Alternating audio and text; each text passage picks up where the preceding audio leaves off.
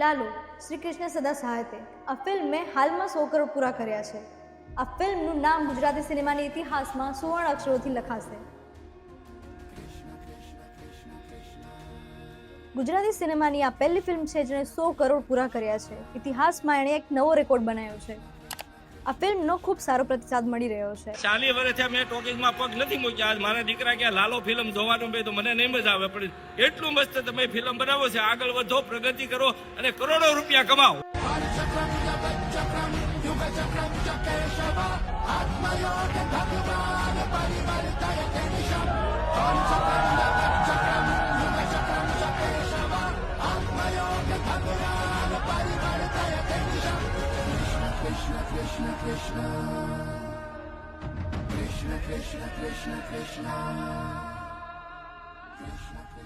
લાલો ફિલ્મના અજાણ્યા તથ્યો. આ ફિલ્મમાં શ્રી કૃષ્ણનું પાત્ર ભજવનાર શ્રવત ગોસ્વામી આ પાત્ર ભજવવાની પહેલા ના પાડી હતી, પછી એ તૈયાર થયા હતા. પેલા હા તો પાડી દીધી મેં, પછી મને ધીમે ધીમે રિયલાઇઝ થયું કે યાર ભગવાનનું કેરેક્ટર છે. તમે જેમ કીધું કે આ તો શું કહેવાય, બીજા બધા કેરેક્ટર્સ તો એ જાતે ક્રિએટ કરવાના હોય. આ એક ઓલરેડી છે એક કેરેક્ટર જેને આપણને બધાને ક્રિએટ કરે, તો એ કઈ રીતે પ્લે કરવાનું. પછી ધીમે ધીમે જેમ સમજાણું કે ભાઈ આ બહુ મોટી જવાબદારી છે, એટલે મેં પછી ના પાડી. મેં તો મારાથી નહીં થાય, તું બીજા કોઈને શોધી લે, સોરી. તો કે બીજું કોઈ જ નથી, તું વિચાર કે કોણ છે બીજું. એટલે જવાબદારી આવી જ ગઈ. આ ફિલ્મ તમે જોઈ હશે તો તુલસીના ઘરે ખાવાના પૈસા પણ નથી, તેની છોકરીને સ્કૂલમાંથી કાઢી દેવામાં આવે છે, તો પણ તુલસી આઈફોન વાપરે છે. તો શું આ ડાયરેક્ટરની મોટી ભૂલ છે કે એમણે આઈફોન બતાવ્યો છે? પણ ના, એ ડાયરેક્ટરની કોઈ ભૂલ નથી. એ ડાયરેક્ટરે એક પોડકાસ્ટમાં ખુલાસો કર્યો છે કે એમણે આઈફોન કેમ બતાવ્યો છે. ફિલ્મની અંદર એવું બતાવ્યું છે કે એની દીકરીને સ્કૂલમાં ફી ભરવાના પૈસા નથી, પૈસા છે નહીં, આર્થિક પરિસ્થિતિ બહુ કફોડી છે, પણ છતાં ફોન આઈફોન યુઝ કરે છે. આમ તો બધું બહુ ડિટેલિંગમાં ધ્યાન રહ્યું છે એના દરેક વસ્તુ. આમાં આવું કેમ આઈફોન યુઝ કેમ બતાવ્યું છે, એની પાછળનું શું કારણ રહ્યું હતું? એટલે આવી ઓલે કે આપણે તમને યાદ હોય તો કે મારી હિનાને એમાંય નહીં ચાલે એવી એક ક્લિપ હતી. હા હા, એમાંય નહીં ચાલે. હા, કે કેમ તો કે સ્ટેટસ યાર સારું ન કહેવાય. એટલે ઘણી બધી છોકરીઓ આવી જોઈ છે કે એટલે ખોટી ન હોય પણ એનું અપબ્રિંગિંગ અલગ હોય. આઈફોન એનું કેરેક્ટર જ એવું છે કે યાર તારી વાઈફ, તારું ઘરનું શું પરિસ્થિતિ છે એની પ્રમાણે તું નથી ચાલી રહી.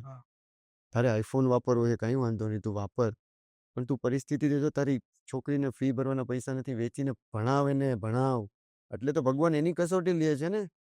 સિનેમા એ સમાજનું પ્રતિબિંબ છે, એટલે ડાયરેક્ટરે જાણી જોઈને આઈફોનનો આ યુઝ કર્યો છે. ફિલ્મના બજેટને લઈને વિવિધ ચર્ચાઓ ચાલતી હતી કે ફિલ્મનું બજેટ કેટલું છે, 50 લાખ, 60 લાખ કે 1 કરોડ. પણ ફિલ્મનું એકચ્યુઅલ બજેટ છે 1 કરોડ 10 લાખ. કેટલામાં બની આખી ફિલ્મમાં? ફિલ્મ આખું એનું બજેટ છે 1 કરોડ 10 લાખ રૂપિયા. ફિલ્મનું અંદાજિત બજેટ 50 થી 60 લાખ હતું, પણ એ બનતા 1.10 કરોડે પહોંચી હતી. આ ફિલ્મના નિર્માતા અંકિત સખિયાએ પ્લાન બી પણ તૈયાર રાખ્યો હતો કે જો આ ફિલ્મ નહીં ચાલે તો આ ફિલ્મને ગામે ગામે જઈને પડદા ઉપર બતાવશે. અમારો સર પ્લાન એવો હતો કે બનાવ્યું ને ત્યારે કે આને આપણે છે ને ગામે ગામે પડદો મારીને બતાવશું. આપણે રિલીઝ કરવાના પૈસા નહીં હોય ને પછી ઓલા ન હોય રામા મંડળ રમતા હોય કે તમને ગમ્યું હોય તો પૈસા આપવાનું. અને આ અમે બહુ શ્યોર હતા, પ્લાન બી રેડી હતો, પેપર ઉપર બધું જ રેડી, એમ કે આપણે આ કરશું, આપણો આ મોટિવ છે, આપણે આની હાટું ફિલ્મ બનાવી.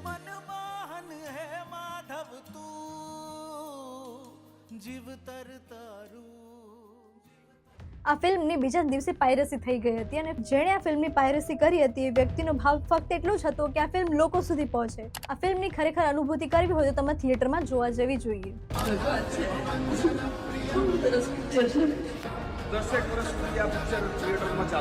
મેં તો આ ત્રીજા દિવસમાં બીજી વખત બહુ માઇન્ડ બ્લોઈંગ છે. આ ફિલ્મ હિન્દીમાં પણ ડબ થવાની શક્યતાઓ છે. તમને વિડીયો ગમ્યો હોય તો લાઈક કરજો, શેર કરજો, અને આ લાલો ફિલ્મ ના જોઈ હોય તો તમે જરૂરથી જોવા જજો. આભાર. શ્રી કૃષ્ણ સદા